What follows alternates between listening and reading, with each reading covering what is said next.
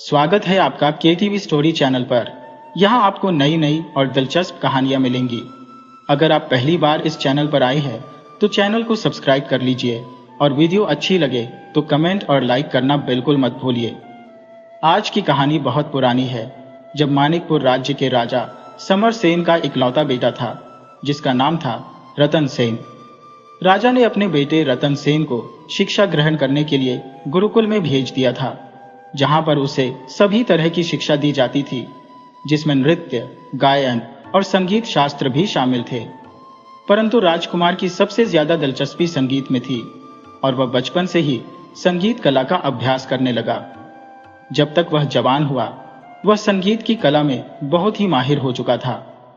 जवान होने के बाद भी वह अक्सर अपने गुरु के आश्रम में आया करता था। राजकुमार का संगीत सुनकर उसके गुरु बहुत ही खुश हो जाते थे। जब राजकुमार गाना गाता तो उसका गाना सुनकर मनुष्यों के साथ साथ आसपास के सभी पशु पक्षी भी मंत्रमुग्ध हो जाते थे। परंतु इसके साथ साथ एक समस्या यह थी कि राजकुमार को संगीत के अलावा किसी और विषय में दिलचस्पी ही नहीं थी। गुरुजी की कुटिया में जाने का एक कारण यह भी था कि वह अपने गुरुजी की बेटी संगीता से प्रेम करता था। दोनों ही एक दूसरे को बहुत ही पसंद करते थे। परंतु राजा समर सेन के लिए राजकुमार का संगीत में इतना ज्यादा दिलचस्पी लेना एक चिंता का विषय बना हुआ था। इसीलिए एक दिन राजा ने अपने सैनिकों को आदेश दिया, सैनिकों, जाओ और ऋषि संगीतज्ञों को मेरे सामने पेश करो। वहीं पर मौजूद मंत्री यह सब देख रहा था और वह राजा से बोला, महाराज, क्या बात है? आज आप कुछ परेशान लग रहे हैं।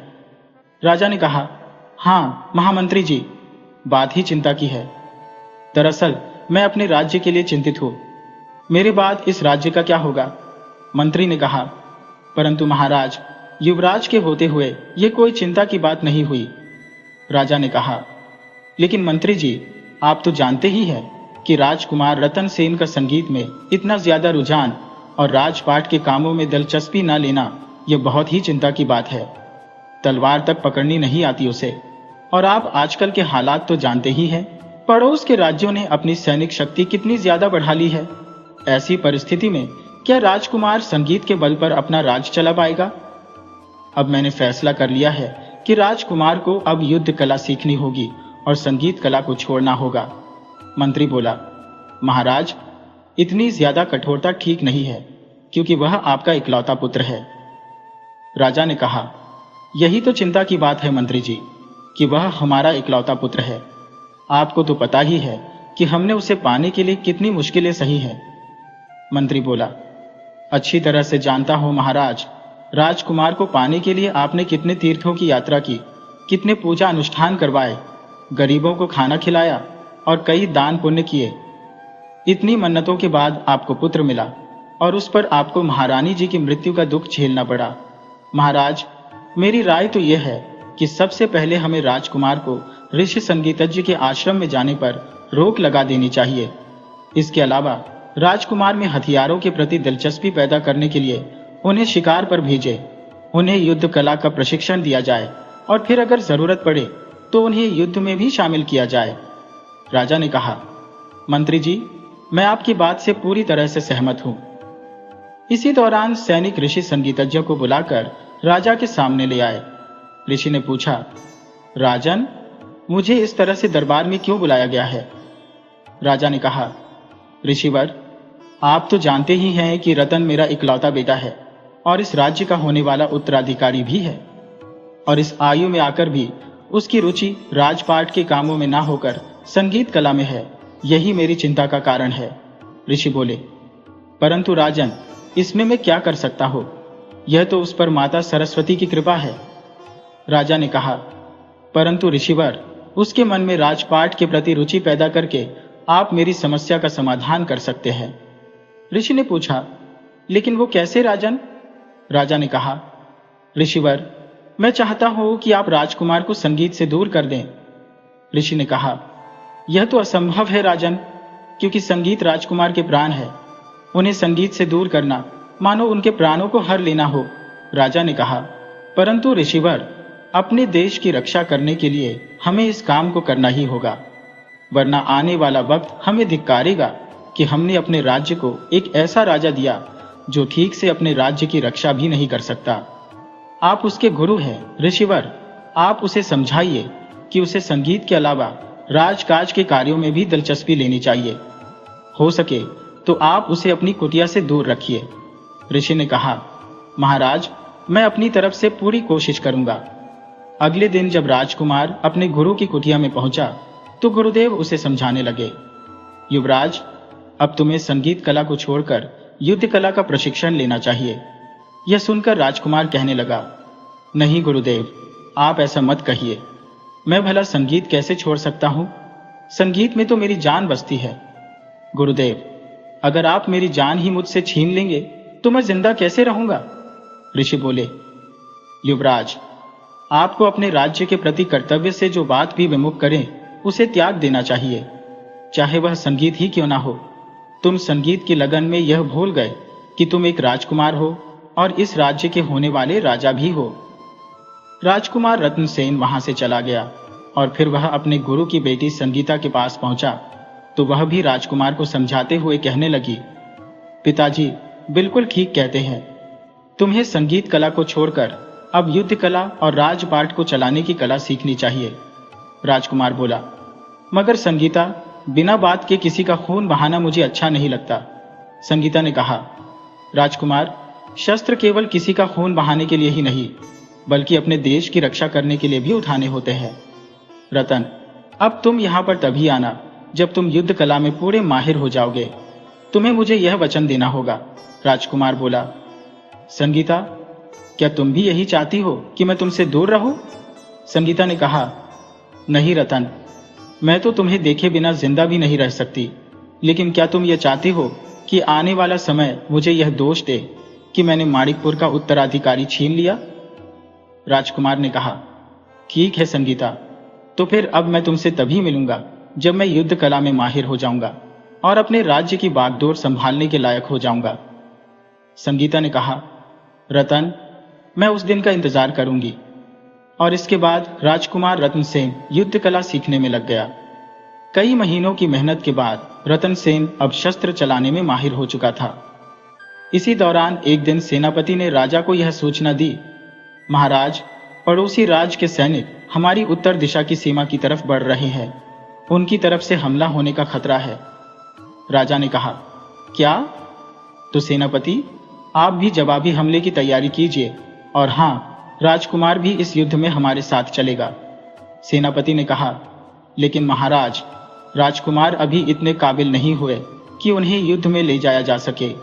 राजा ने कहा, सेनापति, युद्ध रोज रोज नहीं होते। मेरी राय में तो यह राज्य का इम्तिहान लेने का समय है। आप युद्ध की तैयारी कीजिए। इसके बाद सेनापति राजकुमार को लेकर युद्ध क्षेत्र में पहुंच गया। दोनों सेनाएं एक दूसरे से भिड़ने लगी। संगीता को जब राजकुमार के युद्ध क्षेत्र में जाने का समाचार मिला तो वह माता सरस्वती से प्रार्थना करने लगी, हे मां, इस युद्ध में राजकुमार की रक्षा करना। इधर राजकुमार दुश्मन की सेना से जूझ रहा था, परंतु अंदर ही अंदर वह युद्ध करने के लिए तैयार नहीं था। उसके मन में यह विचार आ रहे थे, उफ, ये लोग कैसे एक दूसरे को गाजर मूली की तरह काट रहे हैं।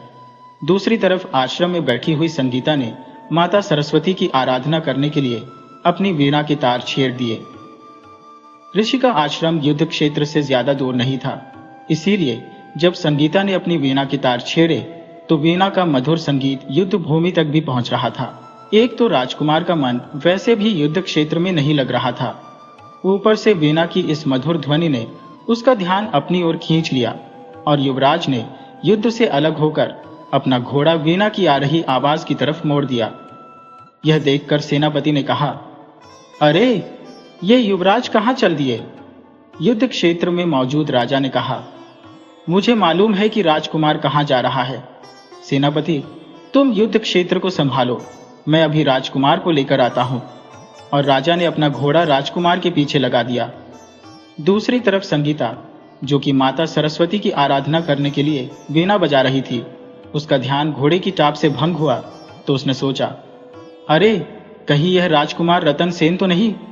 यह सोचकर संगीता द्वार की तरफ गई और उसने दरवाजा अंदर से बंद कर दिया। राजकुमार, जो कि आश्रम के बाहर पहुंच चुका था, उसने बंद दरवाजे पर संगीता को आवाज दी और कहने लगा, संगीता, तुमने दरवाजा क्यों बंद कर दिया और तुमने वीणा बजाना क्यों बंद कर दिया? तुम्हारी वीणा सुनने के लिए ही तो मैं युद्ध भूमि से आया हूं।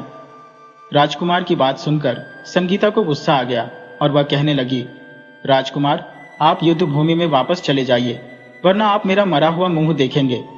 राजकुमार ने कहा, लेकिन संगीता, तुम ऐसा मत करो। इसी दौरान वहां पर गुरुदेव भी आ गए। राजकुमार ने अपने गुरु को प्रणाम करते हुए कहा, प्रणाम गुरुदेव। ऋषि को भी इस बात का क्रोध था और वह गुस्से में आकर कहने लगे, मत कहो मुझे गुरुदेव, तुमने मेरा सिर शर्म से झुका दिया। संगीत का भला ऐसा भी क्या दीवानापन जो आपको आपके बाकी सभी कर्तव्यों से दूर कर दे? चले जाओ यहां से। उसी समय राजा सेन भी वहां पर आ गया और बोला, राजकुमार, इस तरह कायर मत बनो, युद्ध का क्षेत्र ही वीरों की कर्मभूमि है। और फिर राजकुमार अपने पिता के साथ वापस चल दिया। राजा मन ही मन यह सोचने लगा कि जब तक यह दोनों बाप बेटी यहां पर है, राजकुमार का मन किसी काम में लग ही नहीं सकता। इन दोनों का कोई ना कोई इंतजाम तो करना ही पड़ेगा। महाराज और राजकुमार के जाने के बाद वहां पर 2 घुड़सवार आए और फिर उन्होंने कुटिया में आग लगा दी। आग लगाने के बाद दोनों घुड़सवार जंगल में गायब हो गए। कुछ देर के बाद सब कुछ शांत हो गया। अगले दिन एक सैनिक ने राजा को यह खबर दी, महाराज, दुश्मन सेना ने ऋषि संगीतज्ञ की कुटिया को आग लगा दी और सब कुछ तबाह कर दिया। तभी राजकुमार बोला, गुरुदेव और संगीता तो ठीक है ना? सैनिक ने कहा, उनका तो कुछ भी पता नहीं चला युवराज। संगीता के कुछ गहने और शत्रु सेना के हथियार मिले हैं, बाकी सब कुछ जलकर राख हो गया है। युवराज दुखी होते हुए कहने लगा, नहीं नहीं, ये नहीं हो सकता। और संगीता करता हुआ वह महल से निकला और जंगल की तरफ दौड़ गया, जबकि उसके पिता उसे आवाजें देकर रोकते ही रह गए। जब राजकुमार घटनास्थल पर पहुंचा तो वहां का दृश्य देखकर उसके होश उड़ गए। भयंकर गर्जना करते हुए राजकुमार चीखने लगा, हथियारों, मैं तुम्हें जिंदा नहीं छोड़ूंगा। ये कहते हुए वह बेहोश होकर जमीन पर गिर गया। तभी राजकुमार के पीछे पीछे और लोग भी वहां पर पहुंच गए। सेनापति ने राजा से कहा, महाराज, लगता है राजकुमार ये हादसा सह नहीं पाए और बेहोश हो गए हैं। बेहोश राजकुमार को उठाकर महल ले जाया गया। राजवैद्य को बुलाया गया और राजवैद्य के इलाज के बाद जब राजकुमार को होश आया तो राजा अपने पुत्र से कहने लगा, कैसे हो बेटा? तुम हिम्मत से काम लो, होनी को भला कौन टाल सकता है? तुम अपने आप को संभालो। राजकुमार अपने पिता को कुछ कहने की कोशिश करने लगा, परंतु उसके गले से आवाज ही नहीं निकल रही थी। काफी कोशिश करने के बावजूद भी वह अपनी भावनाओं को अपने पिता से नहीं कह पा रहा था। असल में राजकुमार अपनी आवाज खो चुका था। तब महाराज ने वैद्य से पूछा, वैद्य जी, राजकुमार की आवाज को क्या हुआ? यह कुछ बोलता क्यों नहीं? वैद्य कहने लगा, महाराज, युवराज उस हादसे को सह नहीं पाए और अपनी आवाज खो बैठे। ये सुनकर राजा को एक धक्का सा लगा और वह बोला, हे भगवान, ये क्या अनर्थ हो गया? उसी वक्त एक सैनिक वहां पर आया और बोला, महाराज, हमारे एक दूसरे पड़ोसी प्रीतम राज्य ने हम पर आक्रमण कर दिया है और यह आक्रमण दक्षिण दिशा की ओर हमारी सीमा पर किया गया है। परेशान होते हुए राजा बोला, अरे, ये मुसीबत भी अभी आनी थी। एक तरफ से उत्तर दिशा का हमला अभी संभला नहीं कि दक्षिण से भी हमला हो गया। अपने 2 दुश्मनों से हम कैसे निपटेंगे? इसके बाद राजा ने दक्षिण में होने वाले हमले का सामना किया और जबकि सेनापति उत्तर दिशा से होने वाले हमले का सामना कर रहा था। राजा युद्ध भूमि में अपने दुश्मनों पर कहर बनकर टूट पड़ा, लेकिन अपने बेटे के गूंगे हो जाने का गम और राज्य की सीमाओं पर बढ़ते हुए हमलों के कारण राजा का ध्यान अब बढ़ चुका था। युद्ध करते हुए भी महाराज का ध्यान रह रहकर अपने बेटे की तरफ जा रहा था। ऐसे ही एक पल में एक भाला हवा में तैरता हुआ आया और राजा की पीठ में जा घुसा। यह देखते हुए वहां पर मौजूद महामंत्री ने राजा को उठाया और जख्मी राजा को अपने साथ लेकर वह युद्ध से दूर एक सुरक्षित स्थान पर जा पहुंचा। उसने जख्मी राजा को जमीन पर लिटा दिया। तब राजा ने कहा, महामंत्री जी, इससे पहले कि मेरी जान निकल जाए, मैं एक राज आपको बताना चाहता हूं। महामंत्री ने कहा, कहिए महाराज। राजा ने कहा, राजकुमार की आवाज चले जाने की वजह मैं हूं। मेरे ही कारण मेरे बेटे की आज यह हालत हुई है। मैंने ही ऋषि संगीतज्ञ की कुटिया में आग लगवाई थी। मंत्री ने पूछा, लेकिन क्यों महाराज, आपने ऐसा क्यों किया? राजा ने कहा, मंत्री जी, कल जब युवराज युद्ध भूमि को छोड़कर वीणा की आवाज सुनते हुए जब ऋषि के आश्रम में जा पहुंचा था, तो इस बात से मेरे मन में बहुत ही क्रोध उत्पन्न हो गया था। मैंने सोचा कि यह दोनों पिता और पुत्री मेरे बेटे की इस हालत के जिम्मेदार है, और मैंने गुस्से में आकर उनकी कुटिया में आग लगवा दी, और मैंने उन दोनों को चंदन वन के घने जंगलों में रहने के लिए मजबूर कर दिया। मंत्री बोला, महाराज, इसका मतलब वे दोनों जिंदा है और चंदन वन में है। राजा ने कहा, हाँ मंत्री जी, लेकिन आप मुझे वचन दीजिए कि यह राज अभी आप अपने दिल में ही रखेंगे और सही समय आने पर राजकुमार को बताएंगे, क्योंकि इस समय यही हमारे राज्य के हित में है। मंत्री जी, मुझे वचन दीजिए। मंत्री ने कहा, ठीक है महाराज, मैं आपको वचन देता हूं कि मैं इस बात को रहस्य ही रखूंगा और सही समय आने पर मैं राजकुमार को इसके बारे में बताऊंगा। इसके बाद राजा के प्राण निकल गए। सारा राज्य इस शोक में डूब गया।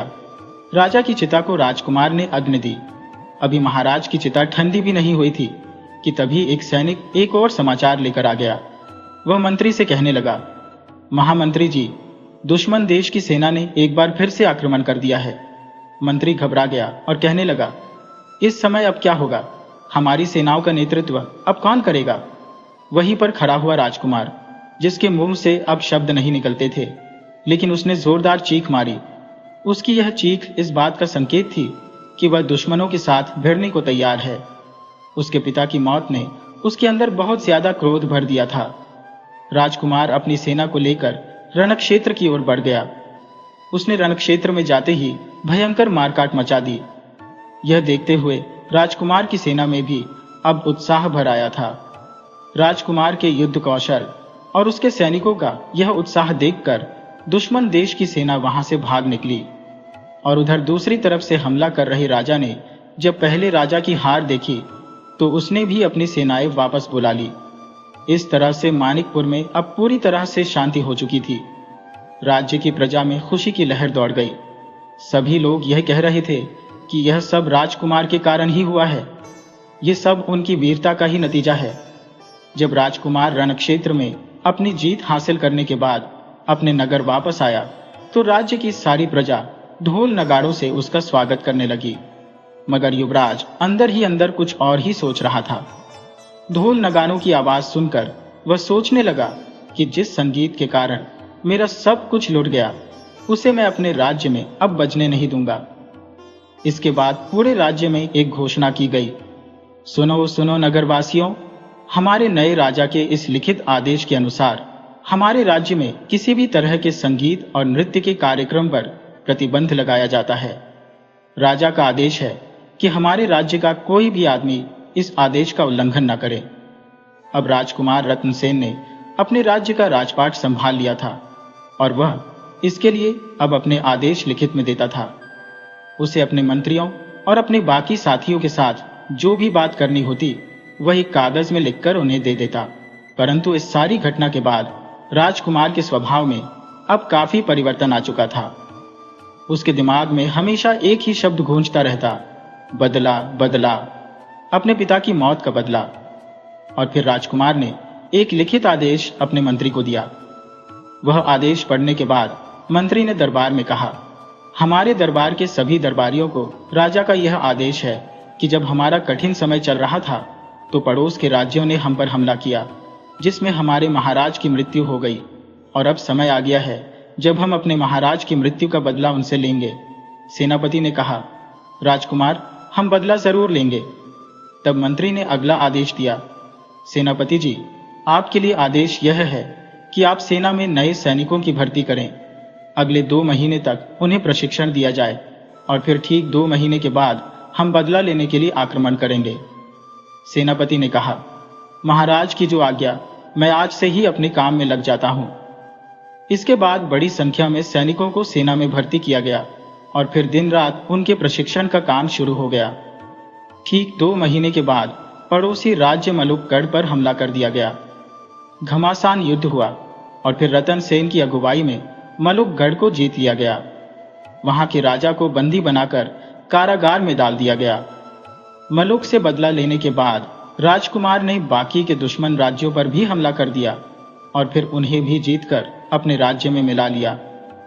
परंतु इस दौरान राजकुमार के स्वभाव में बहुत ज्यादा परिवर्तन आ चुका था। अब राजकुमार पहले वाला नरम दिल राजकुमार नहीं, बल्कि एक क्रूर राजकुमार बन चुका था। उसके मन में बस यही विचार आते कि मेरा जीवन तबाह करने वालों, मैं सबको खून के आंसू रुलाऊंगा। अपने दुश्मनों से बदला लेने के बाद भी रतन सेन चुप नहीं बैठा। उसकी युद्ध की प्यास अब थम नहीं रही थी। उसके अंदर अब एक क्रूर आदमी नजर आने लगा था। एक दिन एक सैनिक राजकुमार के पास आकर बोला, महाराज, खजानगढ़ के राजा ने हमारा वह आदेश मानने से इनकार कर दिया जिसमें यह कहा गया है कि उसके राज्य में संगीत और नृत्य को प्रतिबंधित कर दिया जाएगा। राजकुमार ने लिखित आदेश दिया।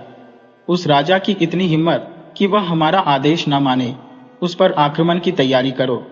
असल में जो राजकुमार पहले संगीत और नृत्य का रसिया था, वह अब तलवार और खून का रसिया बन चुका था।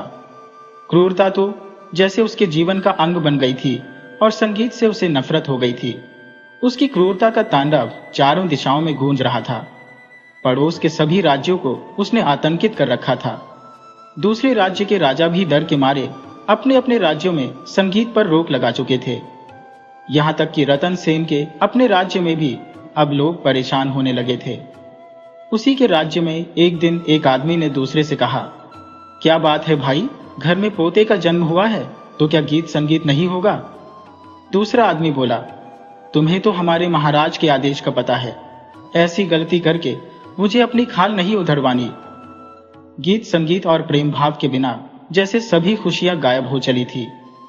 रतन सेन की यह क्रूरता सिर्फ पड़ोस के राज्यों में ही नहीं, बल्कि उसके अपने राज्य में भी दहशत फैलाती जा रही थी। अब पनघट पर पानी भरने वाली महिलाओं के गीतों की मधुर ध्वनि नहीं आती थी, ना ही कोई उत्सव की चहल पहल और ना ही किसी त्योहार की खुशियां। मिलजुल कर रहने वाले लोग अब एक दूसरे से कटे कटे से रहते थे। रतन सेन जिस भी रास्ते से गुजरता, मुरझाए और डरे हुए चेहरे उसे दिखाई देते। अब यह एक बहुत ही चिंता का विषय बन चुका था। पड़ोस के राज्यों से बढ़ती हुई दुश्मनी और अपने राज्य में लोगों के बीच में भाईचारे की होती हुई कमी, इस कारण से सभी लोग परेशान थे। यहां तक कि रतन सेन की सेना के सैनिकों में भी अब असंतोष फैलने लगा था। सैनिक एक दूसरे से बातें करते, ना जाने कब तक हमें यह युद्ध झेलने पड़ेंगे। अगर ऐसा ही चलता रहा तो समझो प्रेम भाव और दोस्ती की भावना तो इस दुनिया से खत्म ही हो जाएगी। जब से हमारे महाराज की मृत्यु हुई है, तब से हमने अपने राजकुमार को कभी खुश होते हुए नहीं देखा। उनकी खुशियों को तो जैसे ग्रहण लग गया है। न जाने कब फिर से वह खुशियों भरे दिन आएंगे। मैं तो यह प्रार्थना करता हूँ कि माँ सरस्वती एक बार फिर से हमारे राजकुमार की आवाज लौटा दे, ताकि फिर से सब कुछ पहले जैसा खुशनुमा हो सके। राज्य के ऐसे हालात देखकर सबसे ज्यादा अगर किसी को चिंता थी तो वह थे महामंत्री शिवदत्त। वह सोचने लगा, राजकुमार रतन सेन के स्वभाव में ऐसा परिवर्तन आएगा, यह तो खुद कभी हमारे स्वर्गीय महाराज ने भी नहीं सोचा होगा। न जाने कब तक राजकुमार रतन सेन यूं भीतर ही भीतर घुटते रहेंगे। बस अब और नहीं, इस राज्य की भलाई के लिए मुझे संगीत पर लगे हुए इस प्रतिबंध को तोड़ना ही होगा। किसी भी तरह से, किसी भी कीमत पर मुझे संगीत को वापस लाना ही होगा। इसका बस एक ही उपाय है, सिर्फ एक ही उपाय। और इसके बाद महामंत्री अपने सोचे हुए उपाय को पूरा करने के लिए वहां से चल दिया और अगली ही सुबह जैसे चमत्कार हो गया। संगीत के मधुर स्वर राजमहल के आसपास के वातावरण में गूंजने लगे। संगीत की यह ध्वनि सुनकर सभी लोग हैरान थे, लेकिन राजकुमार के कानों में जब यह संगीत पड़ा तो उसकी क्रूरता में जैसे उबाल आ गया। संगीत की स्वर लहरिया जैसे वातावरण में नया जीवन घोल रही थी। पक्षी चहचहाने लगे, ऐसा लगा मानो पूरी प्रकृति फिर से झूम उठी हो। परंतु यह स्वर लहरिया सुनकर राजा रतन सेन के मन में यह विचार उठने लगे, कौन है यह गुस्ताख, मैं इसे जिंदा नहीं छोड़ूंगा। और फिर गुस्से में आया हुआ रतन सेन संगीत की ध्वनि जिस दिशा से आ रही थी उस दिशा में तलवार ली हुए दौड़ पड़ा। कुछ दूर तक जाने पर वह हैरान हो गया और सोचने लगा, अरे ये रास्ता तो गुरुदेव की कुटिया की तरफ जा रहा है। जैसे ही वह उस जगह पर पहुंचा तो सोचने लगा, अरे वैसी ही कुतिया, लेकिन वो कुतिया तो जलकर भस्म हो गई थी। अब राजकुमार का क्रोध शांत हो चुका था। उस जगह का वातावरण आज भी वैसा ही पवित्र था जैसा कि पहले था। राजकुमार सोचने लगा, सब कुछ पहले जैसा ही है। वीणा से निकलती हुई यह स्वर लहरिया बिल्कुल वैसी ही है जैसी संगीता बजाया करती थी। ये सब कुछ देखकर उसका हृदय व्याकुल हो गया था। अनजानी आशा लिए हुए वह कुटिया में प्रवेश करता है और सामने संगीता को बैठा हुआ देखकर वो हैरान रह गया। और फिर रतन सेन के मुंह से एक शब्द निकला, संगीता। संगीता बोली, राजकुमार रतन सेन। रतन सेन अपनी भावनाओं को काबू में नहीं रख पाया और उसने आगे बढ़कर संगीता को गले से लगा लिया। संगीता को पा लेने की खुशी से महाराज रतन सेन की आवाज एक बार फिर से वापस लौट आई थी। तभी वहां पर उसके गुरुदेव और महामंत्री भी पहुंच गए और फिर महामंत्री ने राजा रतन सेन को उनके पिता की कही हुई सारी बात बता दी कि उस दिन ऋषि की कुटिया पर आक्रमण किसी और ने नहीं बल्कि उनके पिता ने करवाया था। सारी बात जानने के बाद रतन सेन ने कहा, ओह, तो यह सब कुछ मेरे पिताजी ने किया था। महामंत्री ने कहा, हाँ महाराज, परंतु ये सब कुछ आपके और इस राज्य की भलाई के लिए किया गया था। रतन सेन ने कहा, महामंत्री जी, मेरी समझ में सब कुछ आ गया, परंतु अगर मैं यह बात पहले ही समझ जाता तो फिर इतना कुछ होता ही नहीं। महामंत्री बोला, राजकुमार, आप इसके लिए अपने आप को जिम्मेदार मत ठहराए, क्योंकि यह तो नियति का खेल है। जो होना था वह तो होकर ही रहेगा। इसके बाद राज्य से संगीत और नृत्य पर लगे हुए प्रतिबंध हटा दिए गए। स्वर लहरिया एक बार फिर से गूंज उठी, लेकिन अब एक अंतर था। संगीत कला और राजनीति में अब एक समन्वय था। मानिकपुर एक बड़ा ही शांतिप्रिय और समृद्ध राज्य बन चुका था।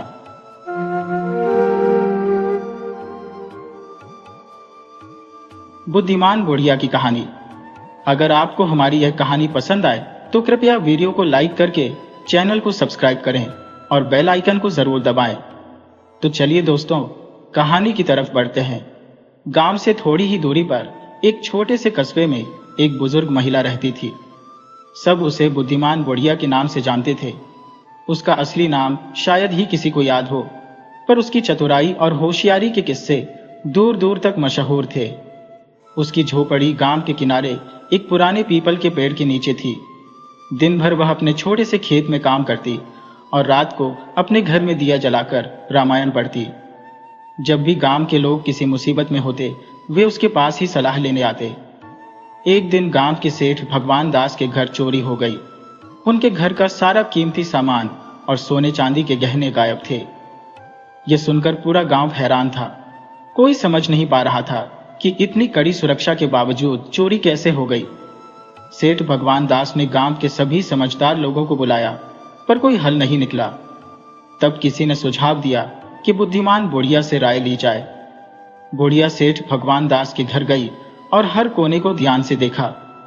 उसने देखा कि खिड़की के पास कुछ मिट्टी गिरी हुई थी, जैसे कोई बाहर से कूदकर अंदर आया हो। वह सोच में पड़ गई और सेठ से पूछा, क्या कोई ऐसा शख्स था जिसे तुम्हारे घर के बारे में अच्छी जानकारी हो? सेठ ने सिर हिलाया और कहा, मेरे नौकरों और रिश्तेदारों को ही सबसे ज्यादा पता था। बुढ़िया ने पूरे गांव में एक अजीब ऐलान किया, कल सुबह गांव के कुएं पर एक चमत्कार होगा। जो भी चोर होगा वो खुद ही सामने आ जाएगा। ये सुनकर अगले दिन पूरा गांव कुएं के पास जमा हो गया। बुढ़िया ने सबको कहा, जो भी बेगुनाह है वह बिना डरे कुएं में झांक सकता है, लेकिन चोर अगर झांकेगा तो उसे पानी में अपने अपराध की तस्वीर दिखेगी। गांव के सभी लोगों ने एक एक करके कुएं में झांका, पर एक आदमी रामलाल बहुत डरा हुआ लग रहा था। जब उसकी बारी आई तो वह भागने लगा। बुढ़िया ने तुरंत इशारा किया और गांव वालों ने उसे पकड़ लिया। जब उसे सख्ती से पूछा गया तो उसने कबूल कर लिया कि चोरी उसी ने की थी। इस घटना के बाद बुढ़िया की समझदारी की और भी तारीफ होने लगी, पर उसकी होशियारी से कुछ लोग जलने भी लगे। गांव के ठाकुर साहब को यह अच्छा नहीं लगा कि एक साधारण बुजुर्ग महिला इतनी मशहूर हो जाए। उन्होंने उसे बदनाम करने की साजिश रची। एक दिन ठाकुर साहब ने गांव में अफवाह फैला दी कि बुढ़िया के पास कोई गुप्त शक्ति है जिससे वह चोर पकड़ सकती है। धीरे धीरे कुछ लोगों ने उस पर शक करना शुरू कर दिया। कुछ का मानना था कि अगर वह इतनी ही चतुर है तो उसने अब तक खुद ही अमीर क्यों नहीं बन गई। एक रात ठाकुर ने अपने आदमियों को भेजकर बुढ़िया की झोपड़ी के पास एक झूठा सबूत रखवा दिया, जिससे यह साबित हो सके कि वह चोरों की सरगना है। अगली सुबह जब गांव के लोग वहां पहुंचे तो उन्हें कुछ सोने के सिक्के और कीमती सामान उसकी झोपड़ी में मिला। बुढ़िया को जबरन पंचायत में बुलाया गया। ठाकुर साहब ने कहा, देखो, यह औरत दूसरों की चोरियां पकड़ती थी, पर असल में यह खुद चोरों की सरगना निकली। बुढ़िया चुपचाप रही। उसने देखा कि ठाकुर के कुछ आदमी आपस में इशारों से बात कर रहे थे। उसने अपना दिमाग लगाया और गांव वालों से कहा, अगर मैं चोर होती तो यह सामान मेरी झोपड़ी में क्यों होता? क्या कोई चोर इतना मूर्ख होगा कि वह चोरी का माल अपने ही घर में रखे? गांव वाले इस बात पर सोच में पड़ गए। तभी एक आदमी ने हिम्मत करके कहा, कल रात मैंने ठाकुर साहब के 2 आदमियों को बुढ़िया की झोपड़ी के पास कुछ रखते देखा था। ये सुनते ही ठाकुर का चेहरा सफेद पड़ गया। जब ठाकुर के आदमियों को पकड़ा गया और उनसे सख्ती से पूछा गया तो उन्होंने सब कुछ उगल दिया। ठाकुर साहब की साजिश का पर्दाफाश हो गया और पंचायत ने उन्हें गांव छोड़ने का आदेश दिया। बुढ़िया की ईमानदारी और होशियारी फिर से साबित हो गई। गांव के लोग उसे और भी ज्यादा इज्जत देने लगे। अब जब भी कोई मुश्किल आती, लोग पहले उसकी राय लेने जाते। समय बीतता गया और बुद्धिमान बुढ़िया की कहानियां पीढ़ी दर पीढ़ी सुनाई जाने लगी। वह एक प्रेरणा बन गई कि सच्चाई और होशियारी से हर मुश्किल को हल किया जा सकता है। कुछ सालों बाद गांव में एक रहस्यमयी शख्स आया। वह गांव वालों से अजीब अजीब सवाल पूछने लगा और बुढ़िया के बारे में जानने की कोशिश करने लगा। लोग घबरा गए और बुढ़िया को इसकी खबर दी। बुढ़िया ने उस शख्स को अपने घर बुलाया और पूछा, तुम कौन हो और यहां क्यों आए हो? शख्स ने मुस्कुराते हुए कहा, मेरा नाम जय सिंह है। मैं एक व्यापारी हूं और सुना है कि आप बहुत होशियार हैं। मैं आपको एक चुनौती देना चाहता हूं। अगर आप इसे हल कर पाई तो मैं आपके गांव को सोने से भर दूंगा। गांव के लोग उत्सुकता से देखने लगे। बुढ़िया ने उसे चुनौती बताने को कहा। जय सिंह ने 3 पहेलियां पूछी जो बहुत मुश्किल थी। बुढ़िया ने अपनी सूझबूझ से उनका जवाब दिया और जय सिंह हैरान रह गया। उसने वादा निभाते हुए गांव के विकास के लिए बड़ा योगदान दिया। गांव में खुशहाली लौट आई। लेकिन बुढ़िया जानती थी कि जीवन में चुनौतियां कभी खत्म नहीं होती।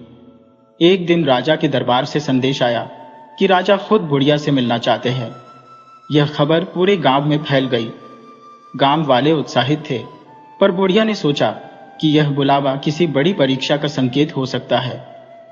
राजमहल पहुंचने पर बुढ़िया ने देखा कि दरबार में कई विद्वान और मंत्री बैठे थे। राजा ने कहा, बुद्धिमान बुढ़िया, तुम्हारी होशियारी की कहानियां दूर दूर तक फैली हैं। मैं देखना चाहता हूं कि क्या तुम वास्तव में इतनी चतुर हो। अगर तुम मेरी दी गई चुनौती को हल कर पाई तो मैं तुम्हें अपने राज्य की राजगुरु बना दूंगा। बुढ़िया ने विनम्रता से सिर झुकाया और चुनौती सुनने को तैयार हो गई। राजा ने 3 सवाल पूछे। दुनिया की सबसे बड़ी सच्चाई क्या है? ऐसी कौन सी चीज है जो जितनी बांटी जाए उतनी ही बढ़ती है? अगर तुम्हारे पास कुछ भी ना हो तो तुम राजा को क्या उपहार दोगी? दरबार में खड़े सभी विद्वान चौंक गए। ये सवाल आसान नहीं थे, पर बुढ़िया मुस्कुराई और सोचने लगी। कुछ देर बाद उसने जवाब दिया, राजन, दुनिया की सबसे बड़ी सच्चाई मृत्यु है। इससे कोई नहीं बच सकता, चाहे वह राजा हो या गरीब। राजा ने सिर हिलाया। जवाब सही था। दूसरा उत्तर है ज्ञान। ज्ञान जितना बांटा जाता है उतना ही बढ़ता है। दरबार में सराहना होने लगी। फिर राजा ने तीसरा सवाल दोहराया। बुढ़िया ने अपनी खाली मुट्ठी राजा की ओर बढ़ाई और कहा, राजन, अगर मेरे पास कुछ भी नहीं है तो मैं आपको विनम्रता और सच्चाई का उपहार दे सकती हूँ। ये चीजें अनमोल होती है। राजा बहुत प्रभावित हुआ और घोषणा की, बुद्धिमान बुढ़िया, तुमने अपनी होशियारी फिर से साबित कर दी। मैं तुम्हें अपना सलाहकार नियुक्त करता हूँ ताकि तुम अपनी चतुराई से राज्य के फैसलों में मदद कर सको। बुद्धिमान बुढ़िया की बढ़ती प्रसिद्ध कुछ लोगों को पसंद नहीं आ रही थी। गांव में कुछ स्वार्थी और जलने वाले लोग उसे नीचा दिखाने के लिए नई चालें सोचने लगे। उनमें से एक था हरिराम, जो ठाकुर साहब के खास आदमी में से एक था। उसने गांव में अफवाह फैलाई कि बुढ़िया कोई साधारण इंसान नहीं, बल्कि तंत्र मंत्र जानने वाली कोई मायावी औरत है। धीरे धीरे गांव में यह अंधविश्वास फैलने लगा कि बुढ़िया की चतुराई के पीछे कोई गुप्त शक्ति है। कुछ भोले भाले लोग इस झूठी बात पर विश्वास करने लगे, जबकि कई लोग अभी भी उस पर भरोसा करते थे। लेकिन हरिराम और उसके साथियों ने बुढ़िया को फंसाने की ठान ली थी। एक दिन गांव के एक बड़े किसान राम स्वरूप की भैंस अचानक बीमार पड़ गई और मर गई। हरिराम और उसके साथियों ने तुरंत अफवाह फैला दी कि यह बुढ़िया की श्राप की वजह से हुआ है। अगर यह सचमुच अच्छी औरत होती तो इसकी झोपड़ी के आसपास हर कोई सुरक्षित रहता, पर देखो, इसकी नजर जिस पर भी पड़ती है उसका बुरा हो जाता है। हरिराम ने पंचायत में कहा, हमें इस औरत को गांव से निकाल देना चाहिए। कुछ लोग इस पर यकीन करने लगे, जबकि कुछ ने विरोध किया। लेकिन हरिराम ने चालाकी से लोगों को उकसाया और पंचायत में प्रस्ताव रखा कि बुढ़िया को इस आरोप से खुद को बेगुनाह साबित करना होगा। गांव में हड़कंप मच गया।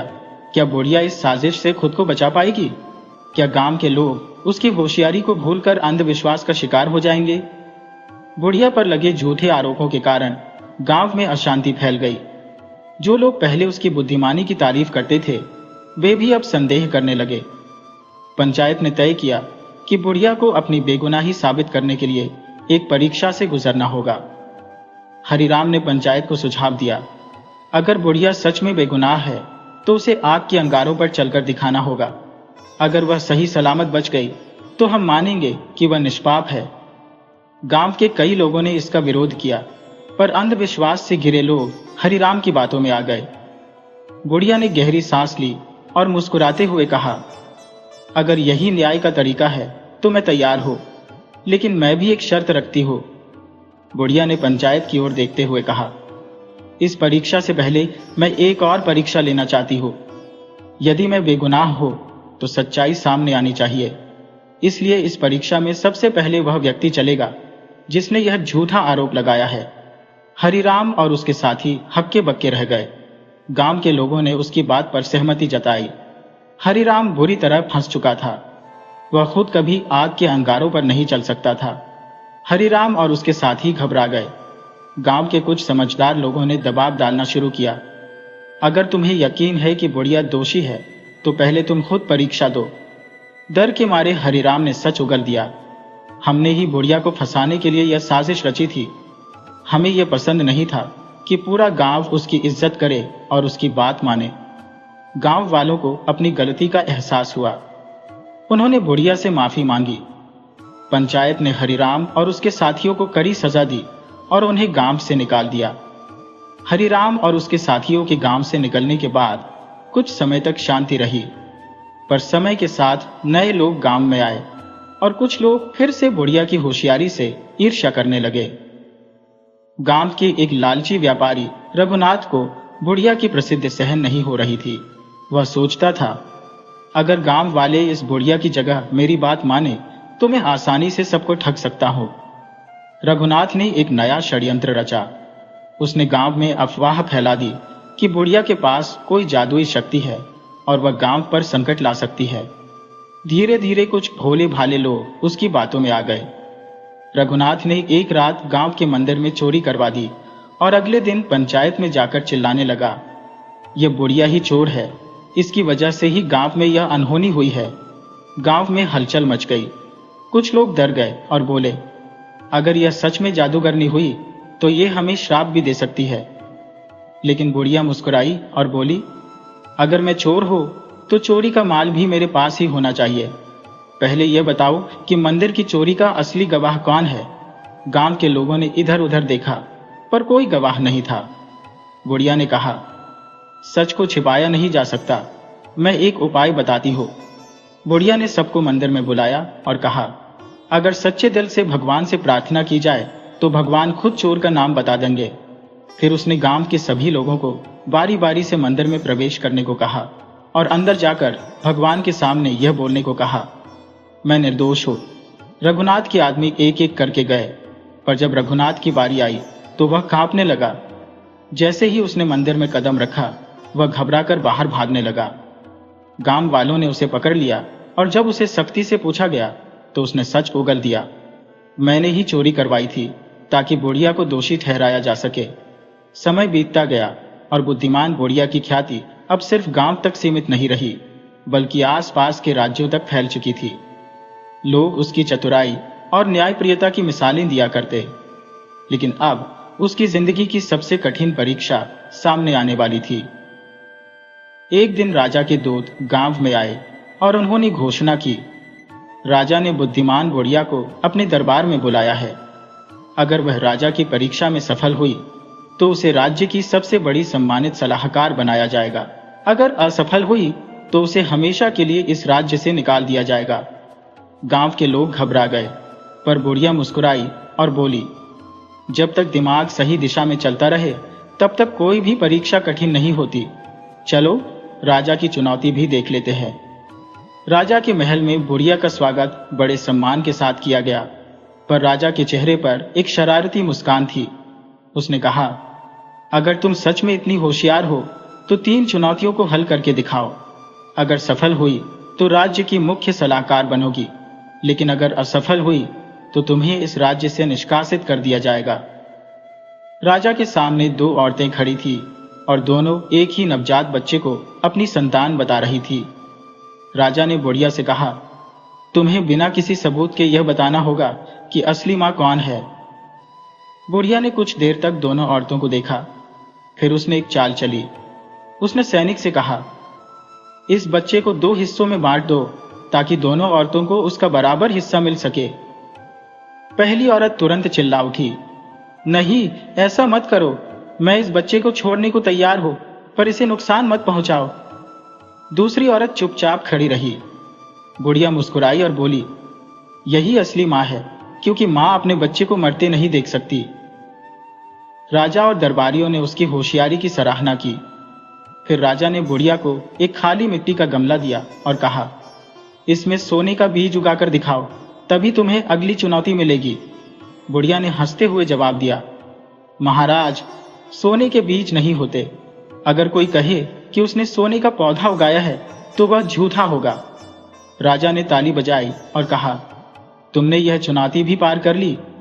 बुद्धिमान बुढ़िया अब राजा की मुख्य सलाहकार बन चुकी थी, पर उसके लिए यह कोई सम्मान पाने की बात नहीं थी, बल्कि यह उसके जीवन की सबसे बड़ी जिम्मेदारी थी। वह जानती थी कि अगर उसने राजा को सही सलाह नहीं दी तो राज्य में अन्याय और अराजकता फैल सकती है। राजा ने बुढ़िया से कहा, मेरे दरबार में आए दिन लोग अपनी समस्याएं लेकर आते हैं। मुझे नहीं पता कि किसका न्याय करना सही होगा और किसका नहीं। बुढ़िया ने मुस्कुराते हुए कहा, महाराज, न्याय वह होता है जिसमें किसी के साथ अन्याय ना हो। मैं आपको एक सुझाव दूंगी।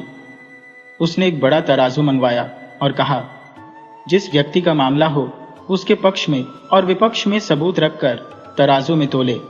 जिस पक्ष का वजन ज्यादा होगा वही सच्चाई होगी। राजा को यह बात समझ में आ गई। उसने बुढ़िया के न्याय के तराजू को पूरे राज्य में लागू कर दिया। राजा के राज्य में कुछ गांव ऐसे थे जहां अकाल पड़ा था।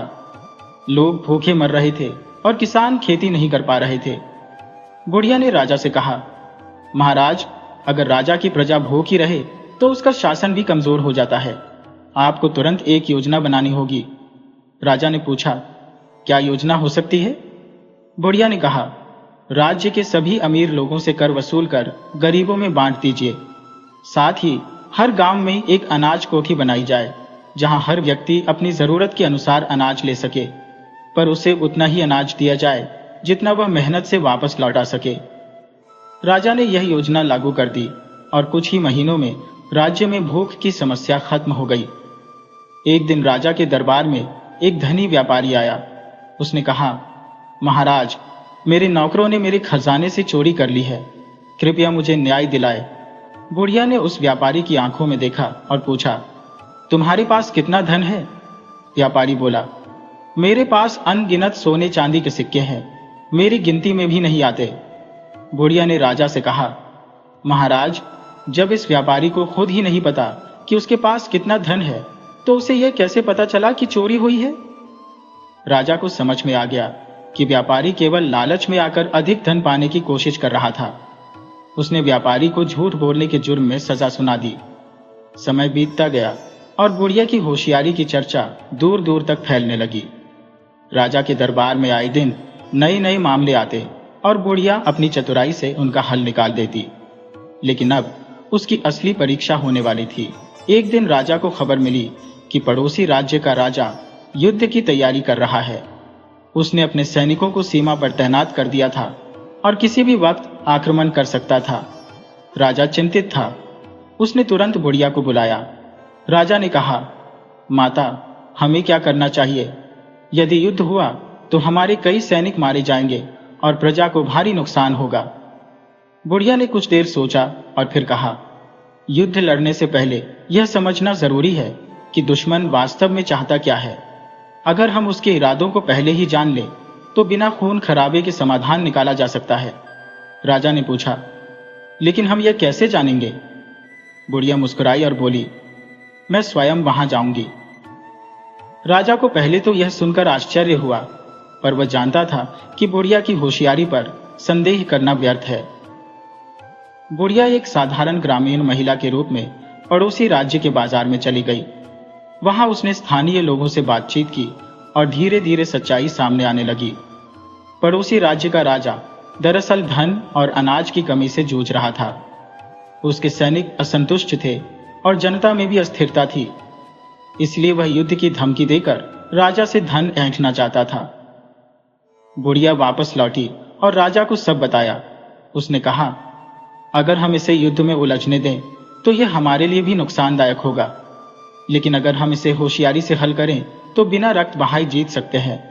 राजा ने पूछा, कैसे? बुढ़िया बोली, उन्हें युद्ध के बजाय मदद की जरूरत है।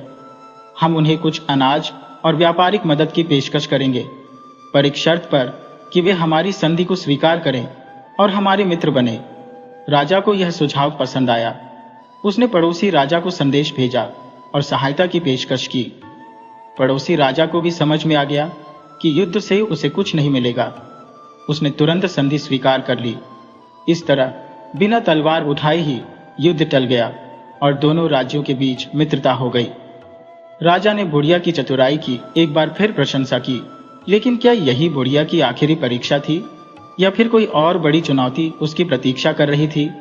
समय बीतता गया और बुढ़िया की चतुराई और न्यायप्रियता की चर्चा पूरे राज्य में ही नहीं बल्कि दूर दूर तक फैल गई। राजा ने उसे अपने दरबार में सम्मानित किया और सलाहकार बना लिया।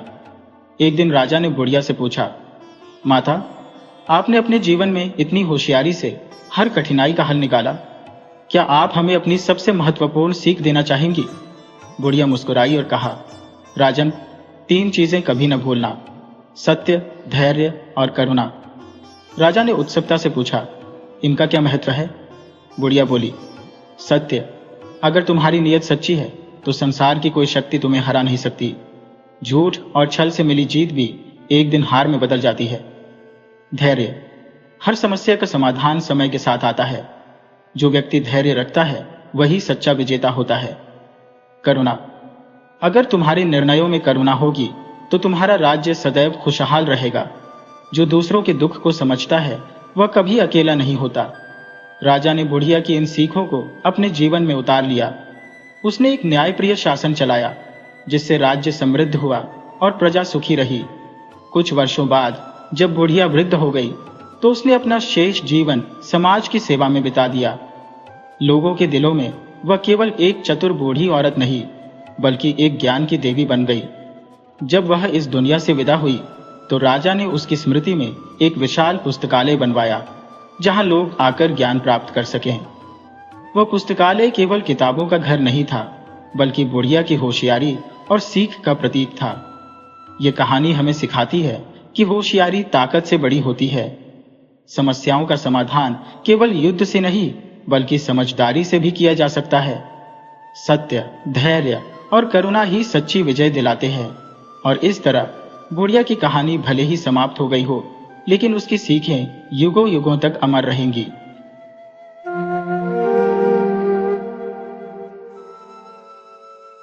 चतुर पंडिताइन की कहानी। अगर आपको हमारी यह कहानी पसंद आए तो कृपया वीडियो को लाइक करके चैनल को सब्सक्राइब करें और बेल आइकन को जरूर दबाएं। तो चलिए दोस्तों, कहानी की तरफ बढ़ते हैं। गांव शिवपुर अपने सीधे सादे लोगों और धार्मिक माहौल के लिए मशहूर था। गांव का सबसे बड़ा और सम्मानित परिवार था पंडित रामलाल का, जिनकी विद्वता दूर दूर तक चर्चित थी। रामलाल जी के प्रवचन न केवल गांव में बल्कि आसपास के दूसरे गांवों में भी प्रसिद्ध थे। लेकिन जितनी चर्चा पंडित जी की थी, उससे कहीं ज्यादा चर्चा उनकी नई बहू सावित्री की होने लगी थी। सावित्री जब पहली बार अपने मायके से पंडित परिवार में आई तो देखने वालों की आंखें ठहर गईं। न कोई भारी गहने, न कोई दिखावा, बस माथे पर बड़ा सा लाल बिंदी, आंखों में गहराई और चेहरे पर एक ऐसी आभा जैसे देवी का आशीर्वाद खुद साथ लेकर आई हो। पहले ही दिन जब गांव की कुछ बुजुर्ग महिलाएं उसे देखने आई तो सोचा था कि शहर की बहू होगी, कामकाज में अनाड़ी निकलेगी। पर पहली ही बातचीत में सावित्री ने सबका मन मोह लिया। किसी ने पूछा, बहू, रसोई में सबसे पहले किसका भोग लगाओगी? तो बिना रुके बोली, पहला भोग अन्नदाता का, दूसरा कुल देवता का, तीसरा गुरुदेव का और चौथा पति परमेश्वर का, उसके बाद पूरा परिवार। इतने सटीक उत्तर की उम्मीद किसी को नहीं थी। गांव की औरतें फुसफुसाने लगी, ये बहू साधारण नहीं है, जरूर पिछले जन्म में कोई बड़ी तपस्विनी रही होगी। पंडित परिवार की परंपरा थी कि हर नई बहू को पहले ही हफ्ते में शिव मंदिर में 56 भोग चढ़ाने का जिम्मा दिया जाता। गांव भर की निगाहें इसी बात पर टिकी थी कि यह नई बहू क्या करती है। सावित्री ने बिना किसी घबराहट के रसोई संभाली। हल्दी, धनिया, इलायची और जायफल की खुशबू पूरे घर में फैल गई। कोई देखकर चौंकता, कोई चुपके से मुस्कुराता, क्योंकि किसी को भरोसा नहीं था कि यह काम नई बहू अकेले कर पाएगी। लेकिन जब भोग तैयार हुआ तो एक एक व्यंजन ऐसा लगा जैसे देवी अन्नपूर्णा ने अपने हाथों से बनाया हो। मंदिर में जब भोग पहुंचा तो पुजारी ने गिनती की, पूरे 56 व्यंजन थे, बल्कि एक और ज्यादा। जब पुजारी ने पूछा, यह 57वां व्यंजन कौन सा है? तो सावित्री ने मुस्कुराकर कहा, यह मेरी भक्ति का व्यंजन है, जो गिनती में नहीं आता, भावना में आता है। यह सुनते ही मंदिर में बैठे सभी लोग अवाक रह गए। किसी ने आज तक ऐसी बात नहीं सुनी थी। धीरे धीरे सावित्री की चतुराई की चर्चाएं पूरे गांव में फैलने लगी। कोई कहता, बहू के हाथ में सरस्वती का वास है, तो कोई कहता, यह खुद लक्ष्मी का रूप है। लेकिन हर दिन नई परीक्षा सामने आ रही थी। गांव का एक कुटिल साहूकार था, हरिप्रसाद, जिसने गांव के आधे लोगों की जमीन हड़प ली थी। एक दिन वह पंडित रामलाल के घर आ धमका और बोला कि पंडित जी ने 2 साल पहले गंगा पूजन के लिए उससे 500 मोहर उधार ली थी, जो अब तक चुकता नहीं किया। पंडित रामलाल हैरान थे, उन्होंने तो कभी उधार लिया ही नहीं। लेकिन हरिप्रसाद जुबान लड़ाने में माहिर था। कहने लगा, पंडित जी की जुबान ही सबसे बड़ा सबूत है।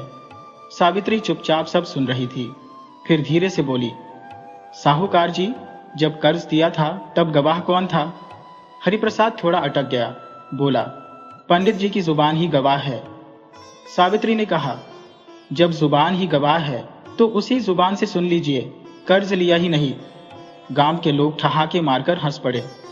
हरिप्रसाद गुस्से से तिल मिलाकर लौट गया।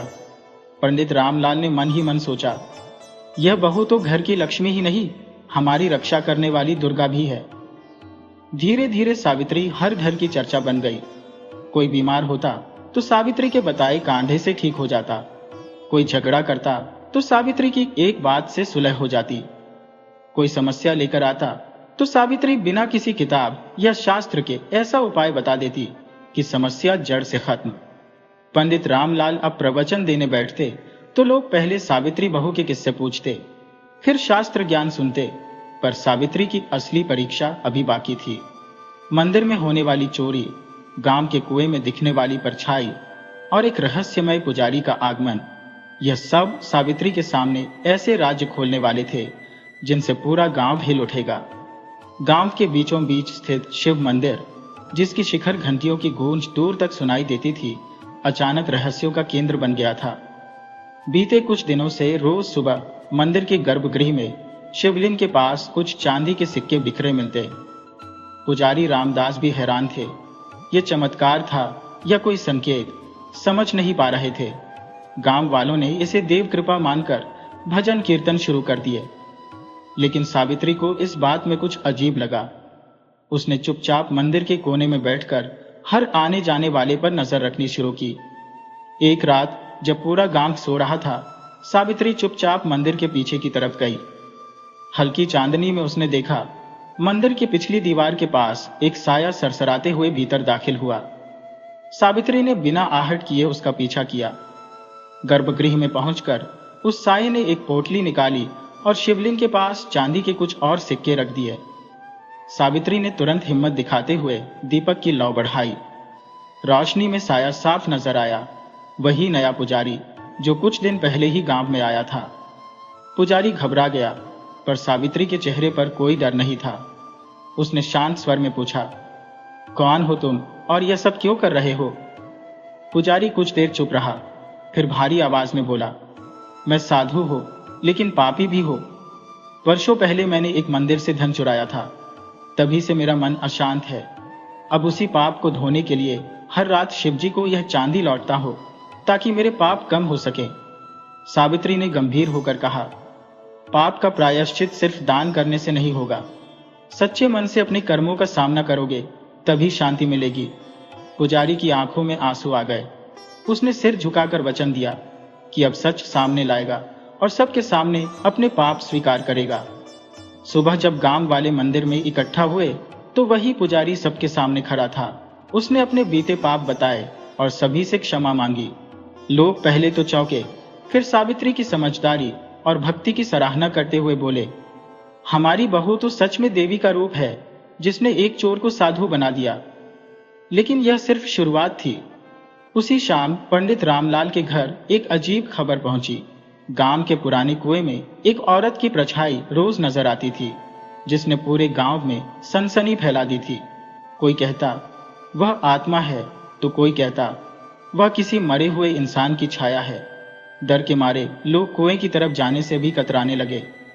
सावित्री ने इस रहस्य को भी सुलझाने का निश्चय किया। अगली रात सावित्री अकेली उस कुएं के पास पहुंची। पूरा गांव दूर से देख रहा था, सांसें थमी हुई थी। सावित्री ने कुएं के किनारे दीप जलाया, फिर आंखें बंद कर बैठ गई। मंत्रों का जाप शुरू किया। धीरे धीरे कुएं के पानी में हलचल हुई और पानी में एक चेहरा उभरा। वह चेहरा किसी आत्मा का नहीं था, बल्कि गांव की ही एक गरीब महिला कमला का था, जो महीनों पहले लापता हो गई थी। सावित्री ने जैसे ही मंत्र रोककर कहा, कमला बहन, तुम यहां क्या कर रही हो? पानी में चेहरा डूबने लगा।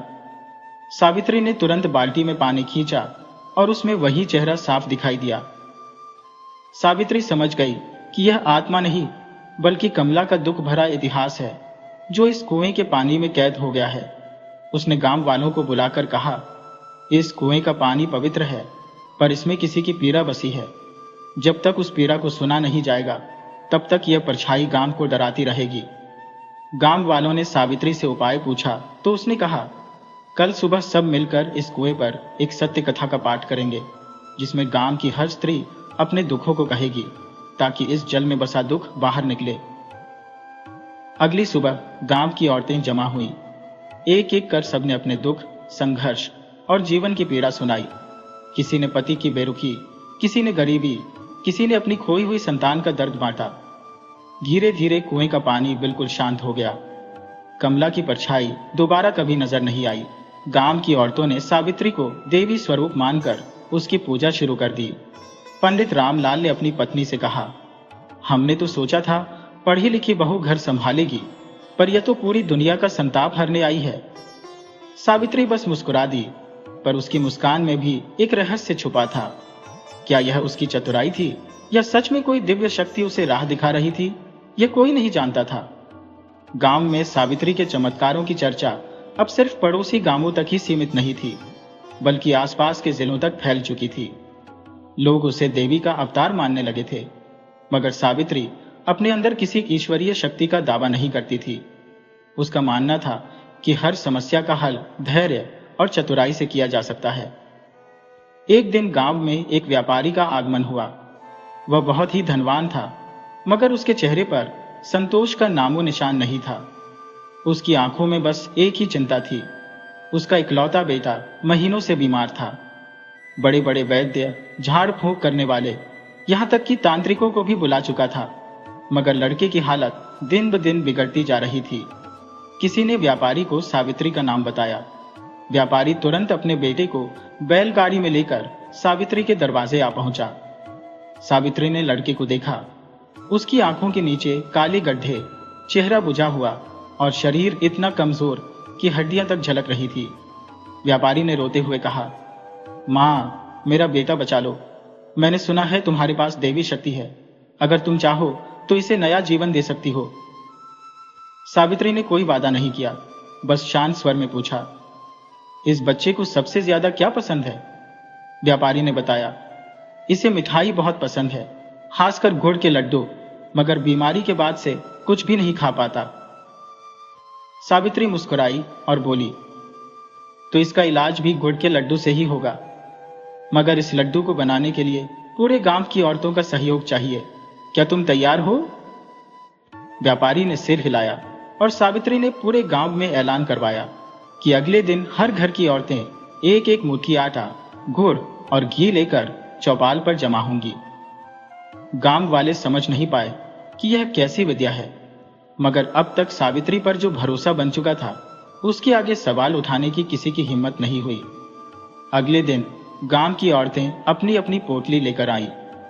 सावित्री ने सबको एक घेरा बनाकर बैठने को कहा, फिर बोली, जिसके मन में कोई छल कपट, किसी के प्रति ईर्ष्या या किसी का बुरा करने की भावना हो, वह अपनी पोटली वापस ले जाए, क्योंकि इस लड्डू में सिर्फ पवित्रता का स्वाद होगा। कुछ औरतों ने सिर झुका लिया, कुछ ने पोटली वापस ले ली, मगर ज्यादातर वहीं बैठी रही। अब सावित्री ने सबके सामने मिलकर एक बड़ा लड्डू बनाया। उस लड्डू को शिव मंदिर में रखकर पूरी रात भजन कीर्तन हुआ और सुबह सावित्री ने व्यापारी के बेटे को अपने हाथों से वह लड्डू खिलाया। आश्चर्य की बात यह थी कि महीनों से जिसने एक निवाला भी नहीं खाया था, उसने पूरा लड्डू चट कर लिया। व्यापारी की आंखों में आंसू आ गए, मगर सावित्री जानती थी कि यह चमत्कार नहीं था, बल्कि गांव की एकता, औरतों की पवित्र भावना और प्रेम का असर था, जो उस लड्डू में घुलकर औषधि बन गया था। मगर यह बात उसने किसी को नहीं बताई। कुछ ही दिनों में व्यापारी का बेटा पूरी तरह स्वस्थ हो गया। अब गांव वाले सावित्री को देवी कहने लगे, मगर इस बीच गांव के जमींदार के कानों में भी सावित्री की चतुराई और चमत्कारों की खबर पहुंच चुकी थी। जमींदार, जिसे किसी की समझदारी से डर लगता था, उसने ठान लिया कि किसी भी तरह सावित्री की असली सच्चाई सबके सामने लानी है। उसने गांव के ही कुछ दुष्ट स्वभाव के लोगों को इकट्ठा किया और एक योजना बनाई। रात के अंधेरे में जब पूरा गांव सो रहा था, ये दुष्ट लोग सावित्री के आंगन में एक संदूक रखकर भाग गए। उस संदूक में गांव से चोरी किए गए सोने चांदी के गहने भरे थे, जो कुछ समय पहले गांव के मंदिर से चोरी हुए थे। सुबह होते ही जमींदार के लोगों ने शोर मचाना शुरू कर दिया, देखो, यही है चतुर पंडिताइन का सच। यह खुद चोरी करती है और देवी बनकर सबको धोखा देती है। गांव वाले पहले तो अवाक रह गए, मगर उन्होंने कहा, जब तक सावित्री खुद कुछ न कहे, हम कुछ नहीं मानेंगे। सावित्री ने शांत स्वर में कहा, अगर मैं दोषी हूं तो यह जमीन खुद मेरी गवाही देगी। मुझे सिर्फ एक दिन का समय चाहिए। गांव वालों ने उसे समय दे दिया। उस रात सावित्री ने अपने आंगन में गोबर से एक विशेष मंडल बनाया और उसमें एक दीप जलाकर बैठ गई। पूरी रात वह शिव मंत्रों का जाप करती रही। सुबह होते ही जब गांव वाले इकट्ठा हुए तो उन्होंने देखा कि जिस संदूक को सबूत माना जा रहा था, उसमें रखे सारे गहने गल चुके थे और उनकी जगह राख पड़ी थी। सावित्री ने कहा, सच सोने की तरह होता है, जिसे आग में डालो तो और चमकता है, मगर झूठ राख में बदल जाता है। गांव वाले समझ गए कि यह जमींदार की साजिश थी। जमींदार का चेहरा उतर गया और वह शर्मिंदा होकर गांव छोड़कर चला गया। सावित्री ने न किसी से बदला लिया, न किसी को सजा दिलाई। उसने बस मुस्कुराकर कहा, जब नियत साफ हो तो पूरा ब्रह्मांड आपकी रक्षा करता है। गांव की औरतें सावित्री के पैरों में गिर पड़ी और पंडित रामलाल ने गर्व से कहा, सच में मेरी पत्नी सिर्फ मेरी अर्धांगिनी नहीं, पूरे गांव की मां है। गांव में जमींदार की साजिश के उजागर होने के बाद सावित्री की प्रतिष्ठा और भी बढ़ गई थी। लोग अब उसे केवल पंडिताई नहीं, बल्कि गांव की चतुर्माता कहकर बुलाने लगे थे। सावित्री ने कभी इस सम्मान का अभिमान नहीं किया, बल्कि हर आने वाले को सादगी से बैठाकर उसकी समस्या सुनती और अपनी सहज बुद्धि से हल देती। धीरे धीरे सावित्री की समझदारी, धैर्य और चतुराई पूरे इलाके की मिसाल बन गई। एक दिन गांव के बाहर से दुर्गी बजाते हुए 4 अजीबोगरीब आदमी पहुंचे। उनके कपड़े रंग बिरंगे थे, आंखों में शरारत चमक रही थी और चेहरे पर मुस्कान ऐसी थी जैसे कोई बड़ा तमाशा दिखाने वाले हो। उन्होंने गांव की चौपाल पर खड़े होकर ऐलान किया, हम 4 भाई दूर देश से आए हैं। हर गांव में एक चुनौती रखते हैं। अगर गांव का सबसे चतुर व्यक्ति हमारी चुनौती पार कर गया तो हम उसे इनाम में सोने का सिंहासन देंगे, मगर अगर हार गया तो पूरे गांव को हमारी गुलामी करनी होगी। गांव वाले सख्ते में आ गए। ऐसी चुनौती पहले कभी नहीं सुनी थी। हर कोई एक दूसरे का मुंह देखने लगा। आखिर किसमें इतनी समझ थी जो इन चालाक आदमियों का सामना कर सके। तभी किसी ने कहा, हमारी चतुर पंडिताइन को बुलाओ, वही इनका मुकाबला कर सकती है। सावित्री को बुलाया गया।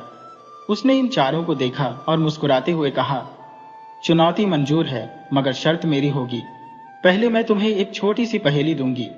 अगर उसका जवाब दे सके तो मैं तुम्हारी चुनौती मानूंगी, वरना तुम चारों को गांव छोड़कर जाना होगा। चारों भाई एक दूसरे की ओर देखने लगे।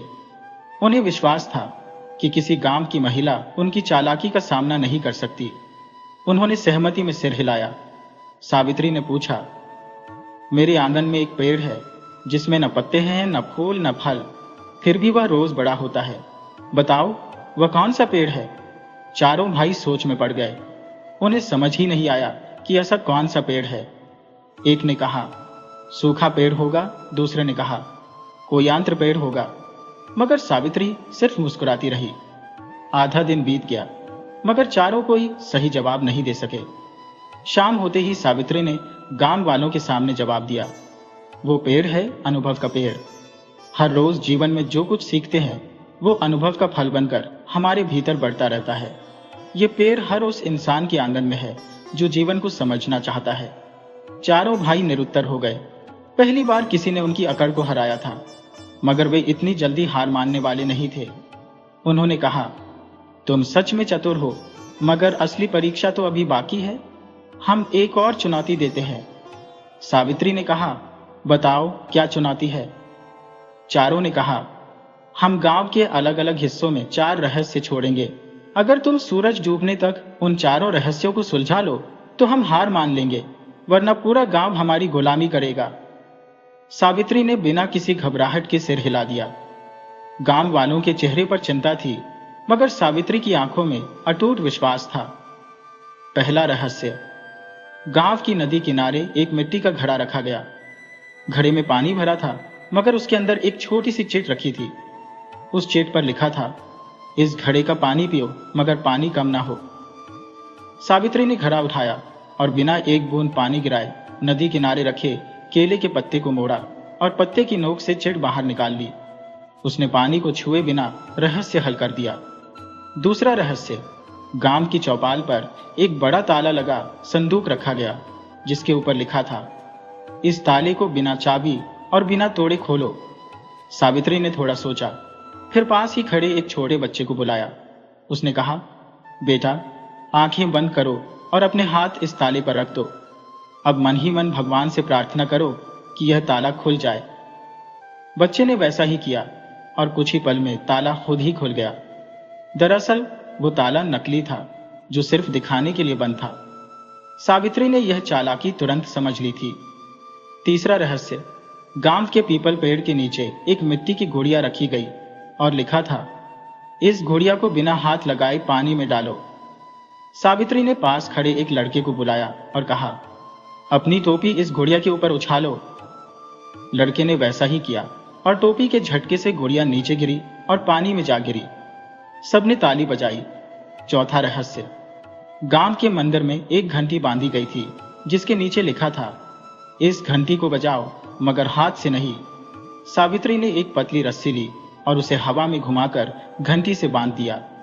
फिर उसने रस्सी को खींचा और घंटी अपने आप बजने लगी। चारों भाई सन्न रह गए। उन्होंने पहली बार अपने से ज्यादा चतुर दिमाग देखा था। सूरज डूबने से पहले ही उन्होंने हार मान ली और गांव वालों के सामने सिर झुका लिया। सावित्री ने उन्हें डांटा नहीं, बल्कि कहा, चालाकी से बड़ा है सच्चाई का ज्ञान। अगर अपनी चतुराई का इस्तेमाल लोगों की भलाई के लिए करोगे तो तुम्हारी बुद्धि का असली सम्मान होगा। चारों भाई शर्मिंदा होकर गांव छोड़कर चले गए और सावित्री का नाम दूर दूर तक प्रसिद्ध हो गया। चारों धूर्त भाइयों की हार के बाद सावित्री की ख्याति सिर्फ उनके गांव तक सीमित नहीं रही, बल्कि आसपास के गांवों में भी उसकी चतुराई के किस्से मशहूर हो गए। अब तो दूर दूर से लोग अपनी मुश्किलें लेकर सावित्री के पास आने लगे। कोई कानूनी झगड़े सुलझाने आता तो कोई जमीन जायदाद के बंटवारे का हल पूछता। सावित्री की चतुराई ऐसी थी कि हर मसले का हल इतनी सादगी से निकालती जैसे वो समस्या कभी थी ही नहीं। एक दिन सावित्री अपने आंगन में बैठी तुलसी पर जल चढ़ा रही थी कि अचानक गांव का मुखिया हांफता हुआ आ पहुंचा। पंडिताइन, जल्दी चलो, गांव में राजा के सिपाही आए हैं, बड़ी विपदा आई है। सावित्री ने माथे पर पल्लू डाला और मुखिया के साथ गांव की चौपाल पर जा पहुंची। वहां राजा के 3 हाथ सिपाही खड़े थे और उनके पीछे गांव के कई लोग सहमे खड़े थे। सिपाही ने ऐलान किया, राजा ने फरमान भेजा है, हमारे राजमहल की सबसे कीमती सोने की मूर्ति चोरी हो गई है। खबर मिली है कि चोर इसी गांव में छुपा है। अगर आज शाम तक चोर नहीं पकड़ा गया तो पूरा गांव दंडित होगा। गांव में सन्नाटा छा गया। लोग एक दूसरे का मुंह देखने लगे। किसी को कुछ समझ नहीं आ रहा था, आखिर कौन चोर हो सकता है। सावित्री कुछ पल तक खामोश रही, फिर धीरे से मुस्कुराई और सिपाही से कहा, मुझे एक मौका दीजिए, मैं आज ही शाम तक चोर का पता लगा दूंगी, बिना किसी को नुकसान पहुंचाए। सिपाही हंस पड़े, तू एक औरत, वो भी गांव की, राजमहल का चोर पकड़ेगी? चल ठीक है, शाम तक का वक्त है, मगर अगर चोर नहीं मिला तो पूरे गांव को सजा दी जाएगी। सावित्री ने गांव वालों को इकट्ठा किया और कहा, अब ध्यान से सुनो, मैं एक पूजा करवाने जा रही हूं जिसमें गांव के हर आदमी, औरत, बच्चे, बूढ़े को आना होगा। जो नहीं आएगा वही चोर होगा।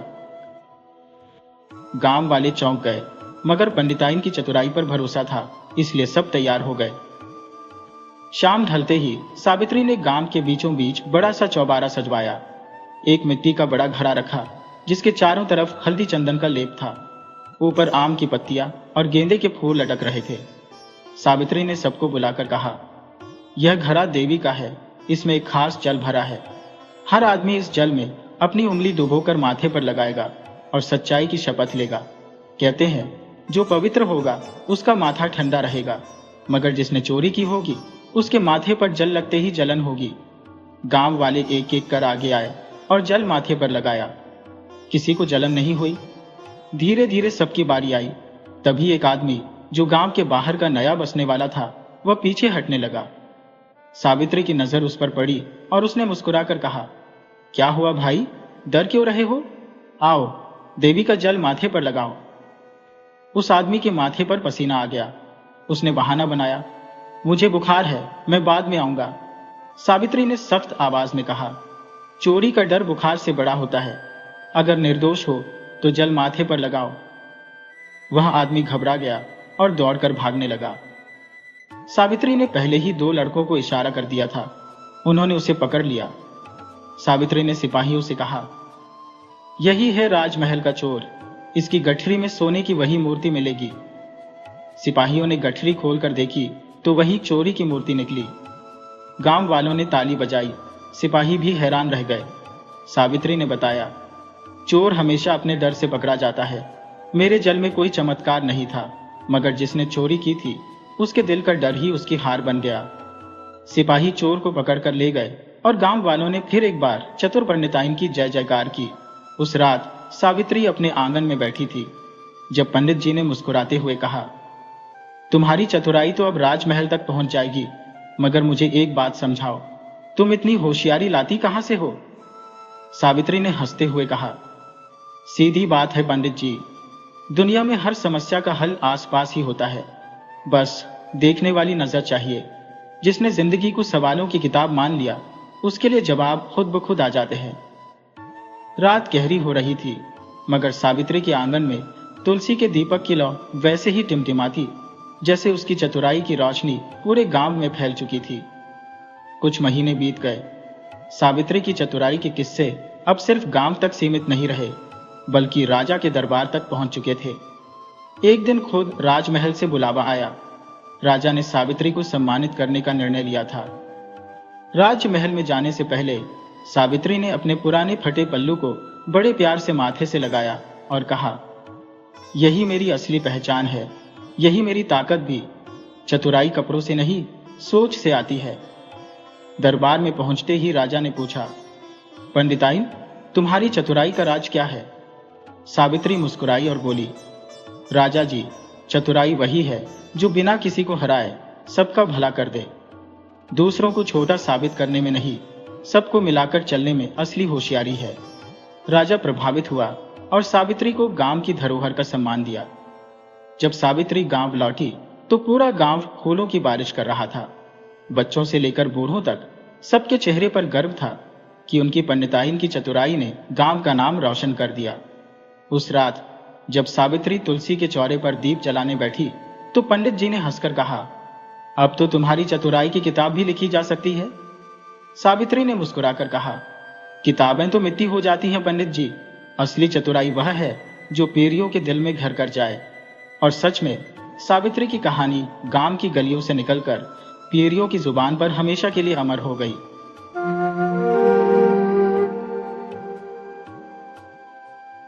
वीडियो अच्छी लगे हो तो इसे लाइक करें और ऐसी ही मज़ेदार कहानियों के लिए चैनल को सब्सक्राइब करें और बेल आइकन दबाएं। ज़्यादा से ज़्यादा अपने दोस्तों को शेयर करें। धन्यवाद।